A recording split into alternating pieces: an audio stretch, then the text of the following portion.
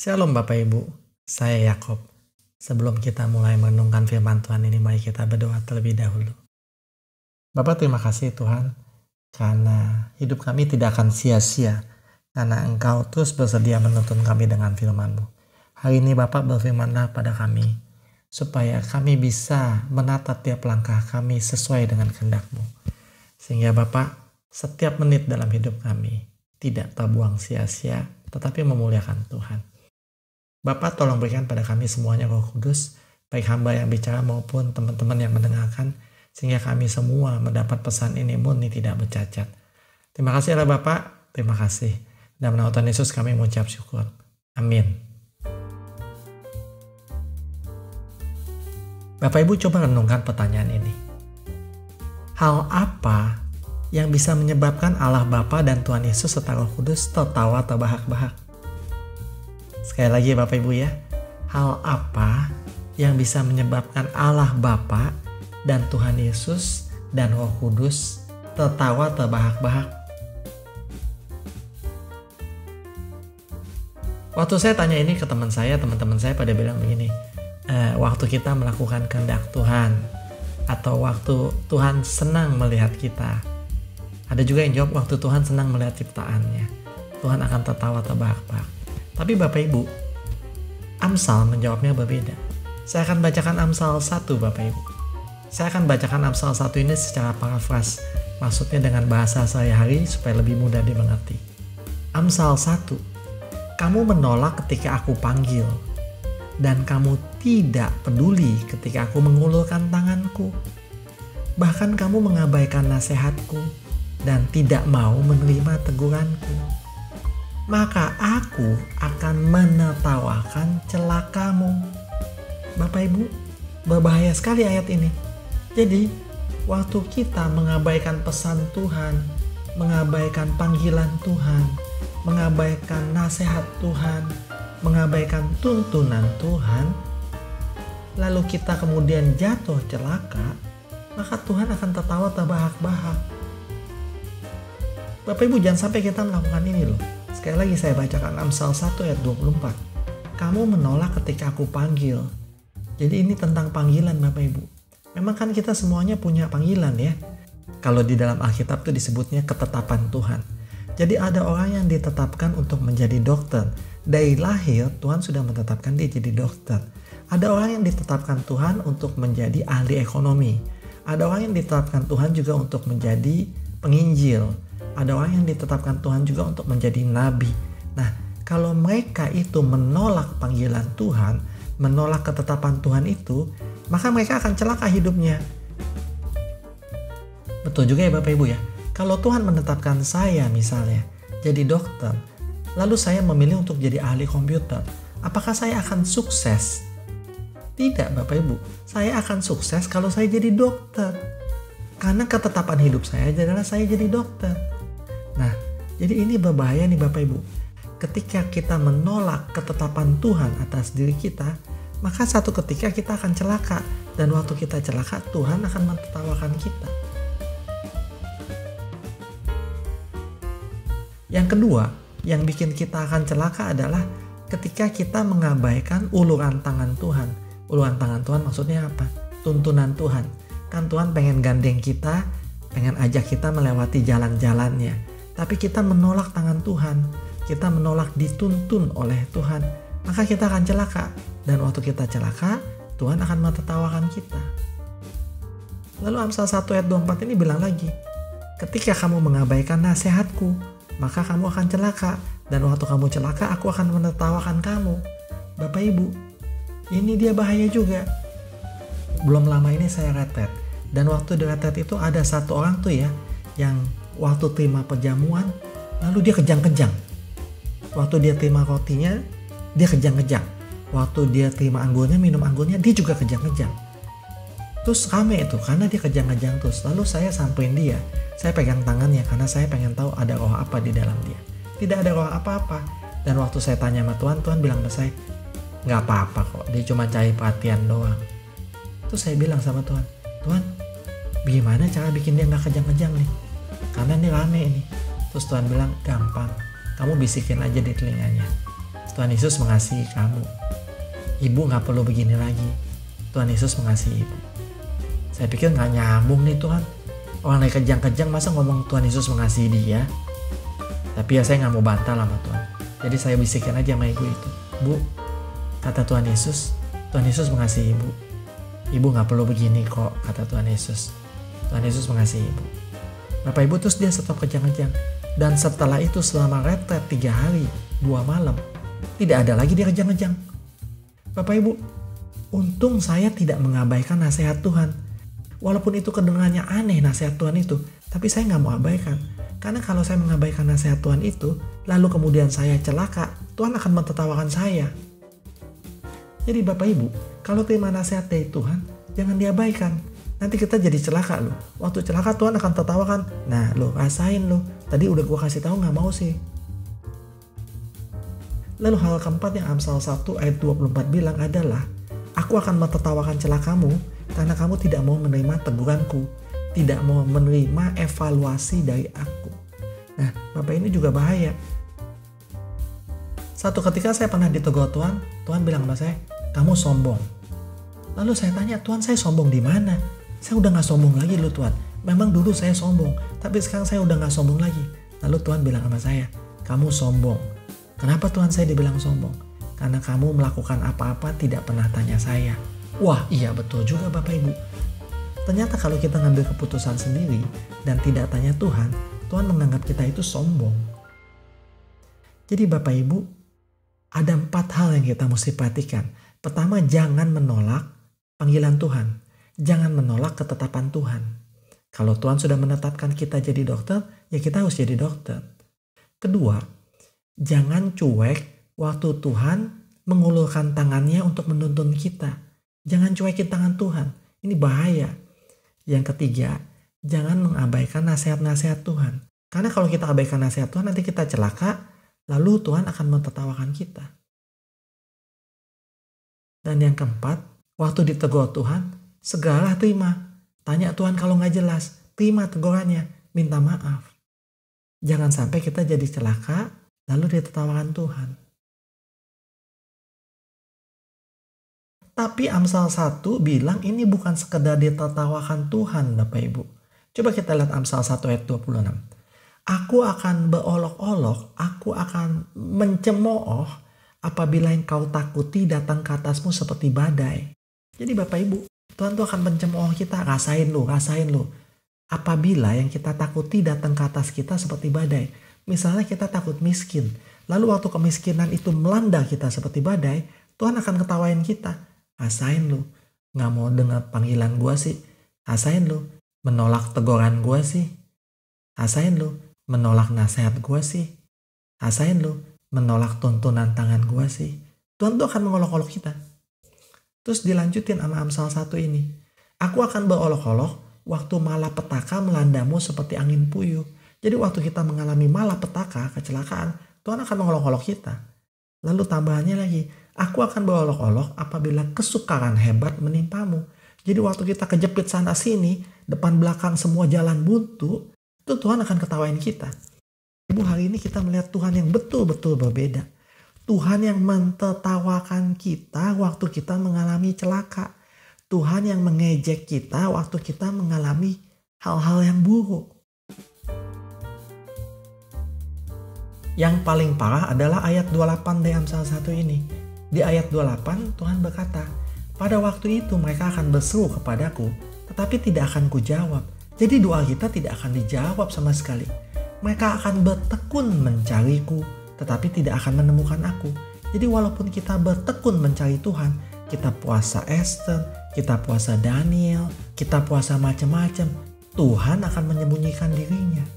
Jadi Bapak Ibu hati-hati nih. Cuma 4 pengabaian, tapi hasilnya akan sangat fatal. Tuhan akan mentertawakan, Tuhan akan mengolok-olok, Tuhan tidak akan menjawab doa kita, dan Tuhan akan menyembunyikan diri dari kita. Lalu kemudian Amsal 1 melanjutkan, mereka benci pengetahuanku. Ini kalimatnya agak salah ya. Kalimat aslinya bilangnya bukan pengetahuanku, tapi pengenalan akan aku. Karena mereka benci mengenal aku. dan tidak memilih takut Tuhan, juga mereka tidak mau terima nasihatku dan menolak segala teguranku, maka mereka akan memakan buah perbuatan mereka. Mereka akan kenyang oleh hasil nasihat-nasihat mereka sendiri. Bapak Ibu, saya terpaksa ulang nih karena penting sekali. Karena mereka benci mengenal aku dan tidak memilih takut akan Tuhan, juga tidak mau terima nasihatku dan menolak segala teguranku, maka mereka akan memakan buah perbuatan mereka. Bapak Ibu, dari 4 hal yang barusan Amsal sebutkan, ada 3 hal yang penting. Pertama adalah mereka benci mengenal aku. Kedua, mereka tidak memilih takut Tuhan. Ketiga, mereka tidak mau terima nasihatku. 3 hal ini bahaya Bapak Ibu. Karena 3 hal ini adalah 3 roh Tuhan. Bapak Ibu, kita sudah tahu roh Tuhan ada 7. Wahyu 3 ayat 1 bilang Yesus Kristus memiliki 7 roh. Yesaya 11 juga bilang roh Tuhan ada 7. Dan 3 yang disebutin sama Amsal ini adalah roh Tuhan yang paling dasar Bapak Ibu.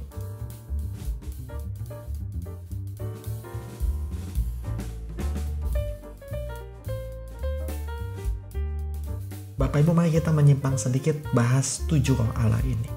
Yesaya 11 berkata begini, roh Tuhan ada padanya, roh hikmat dan pengertian. Udah 3 ya Bapak Ibu ya, roh Tuhan ada padanya, roh hikmat dan pengertian.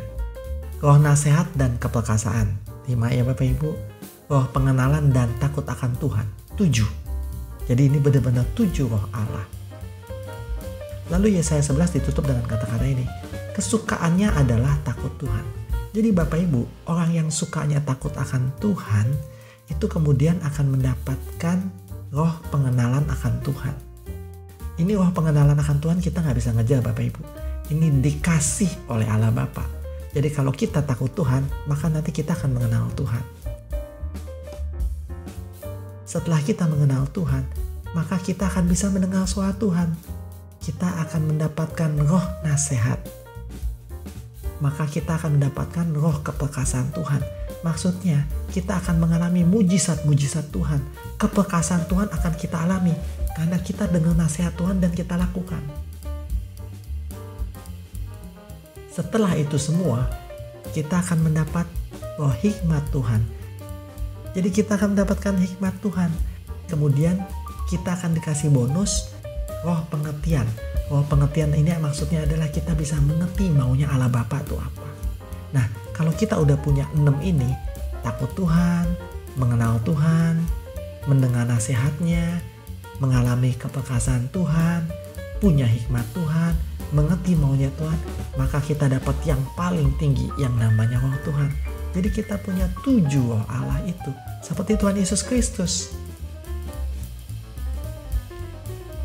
Kalau Bapak Ibu perhatikan ya sebenarnya ya, Salomo itu punya hikmat Tuhan. Tetapi dia tidak punya 6 roh yang lain. Dia mintanya hikmat Tuhan, maka dikasihnya hikmat Tuhan. Tapi Salomo tidak punya takut Tuhan. Maka kemudian Salomo melakukan pelanggaran yang fatal.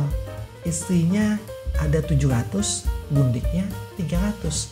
Dan dia kemudian mencintai istri-istrinya dan mengikuti istri-istrinya menyembah berhala. Dia gak ada takut akan Tuhan. Maka kemudian Salomo dalam kitabnya Amsal dan Pengkhotbah itu teriak-teriak terus, takut Tuhan, maka kamu akan punya hikmat Tuhan. Dia gak pernah teriak-teriak di Amsal, suruh kita minta hikmat Tuhan. Dia gak mau kita ikutin caranya dia, yaitu cuma minta sama Allah Bapa. Kata dia, aduh jangan, kamu takut Tuhan aja. Kalau kamu takut Tuhan, maka kamu akan mendapatkan 6 roh yang lainnya. Jangan seperti saya, cuman punya hikmat Tuhan, tapi gak punya takut Tuhan. Fatal, kata Salomo. Nah, Bapak Ibu, kita ikuti nasihat Salomo. Karena Salomo udah jalanin jalan ini. Dan dia lihat kelemahannya. Bahwa dia punya hikmat Tuhan, tapi dia tidak punya takut Tuhan. Maka jalannya ngaco. Kita kembali lagi ke Amsal 1. Amsal 1 ayat 32. Sebab orang bodoh akan dibunuh oleh keengganannya. Bapak Ibu ini aneh ya, keengganan itu apa sih? Pas saya cek ternyata ini bukan keengganan kata-katanya, kebandelannya. Jadi Bapak Ibu sekali lagi, Amsal 1 ayat 32. Sebab orang bodoh akan dibunuh oleh kebandelannya. Lalu Amsal 1 ditutup dengan kata-kata ini. Tetapi siapa yang syema, mendengarkan dan melakukan pesan-pesanku, ia akan tetap aman. Jadi Bapak Ibu, siapa yang mendengarkan dan melakukan pesan Tuhan, ia akan tetap aman. Lalu Amsal 1 ditutup dengan kata-kata ini. Dia akan terlindung di tengah kedahsyatan malapetaka. Jadi Bapak Ibu, walaupun malapetaka hebat, COVID, krisis moneter, krisis keuangan, gempa bumi, dia akan tetap terlindung. Karena dia syema Tuhan, mendengarkan dan melakukan pesan Tuhan.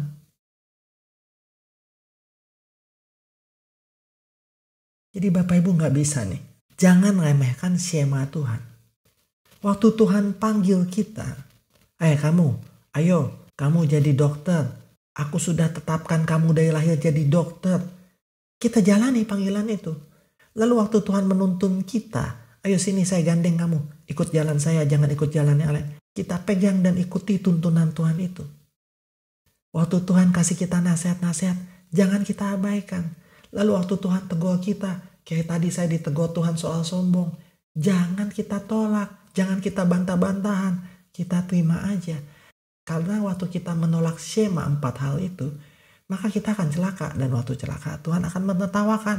Bukan saja ditertawakan dan diolok-olok Bapak Ibu, tapi Tuhan tidak akan mau mendengarkan doa kita. Lalu kemudian Tuhan akan menyembunyikan dirinya dari kita. Jadi kita lagi butuh Tuhan, Tuhannya gak ada. Mari kita ubah hidup kita mulai sekarang. Kita tanya Tuhan, Tuhan, saya ditetapkan jadi apa sih? Saya dipanggil jadi apa? Kalau Tuhan suruh kita jadi nabi, lalu kita nggak ngerti caranya, kita tanya Tuhan gimana caranya sih jadi nabi? Saya kurang paham, pasti kita diajarin sama Tuhan. Lalu kita tanya, Tuhan saya lagi kerja nih, Tuhan mau tuntun saya kemana? Lalu Tuhan bilang, saya mau nuntun kamu supaya kamu mengubah tempat kerjamu. Baik Tuhan, ajari saya Tuhan. Nah, Tuhan akan memberikan nasihat-nasihatnya. Besok kamu gini ya, besok kamu gini. Si orang itu kamu doakan, si orang ini kamu ajak ngobrol.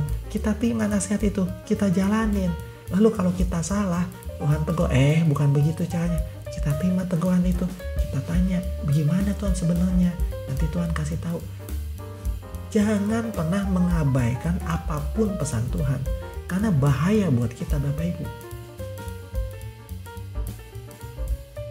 Bapak Ibu, Tuhan Yesus bilang di Matius 7, setiap orang yang mendengar perkataanku ini dan melakukannya, berarti setiap orang yang syema perkataanku, ia sama dengan orang yang bijaksana, yang mendirikan rumahnya di atas batu. Tetapi setiap orang yang mendengar perkataanku ini dan tidak melakukannya, jadi dia udah dengar perkataan Tuhan tapi tidak mau melakukannya, ia sama dengan orang bodoh. Ini kalimatnya gak gitu sih. Tetapi setiap orang yang mendengar perkataanku ini dan tidak melakukannya, ia bodoh, ia bego, ia tolol.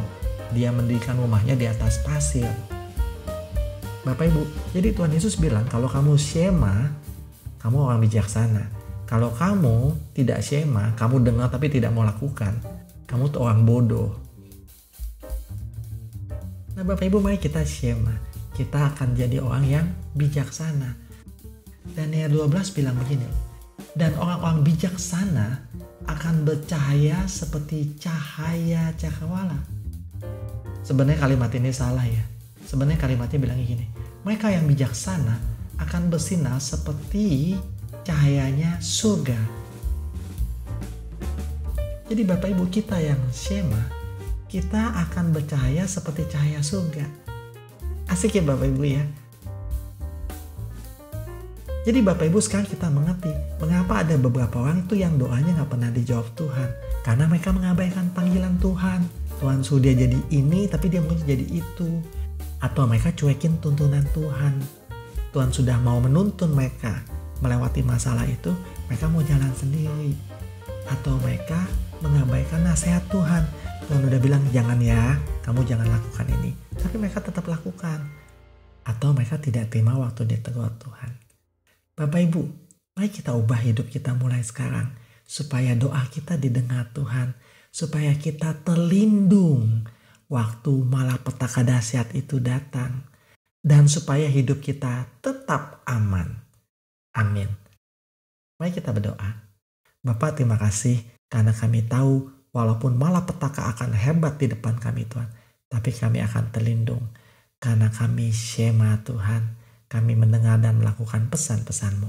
Bapak, kami minta tolong, kalau kami ini agak tidak peka, agak tuli Tuhan, tolong bukakan telinga kami Tuhan, sehingga kami bisa mendengar arahan-arahan-Mu, panggilan-Mu, nasihat-Mu, teguran-Mu dengan jelas Bapak, sehingga kami tidak mengalami celaka itu, tapi kami akan aman dan terlindung waktu malapetaka datang.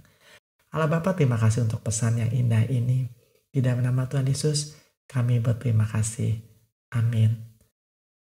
Bapak Ibu jangan lupa, jangan abaikan panggilan Tuhan. Jangan abaikan tuntunan Tuhan. Jangan abaikan nasihat-nasihat Tuhan. Jangan abaikan teguran Tuhan. Pasti kita aman. Amin.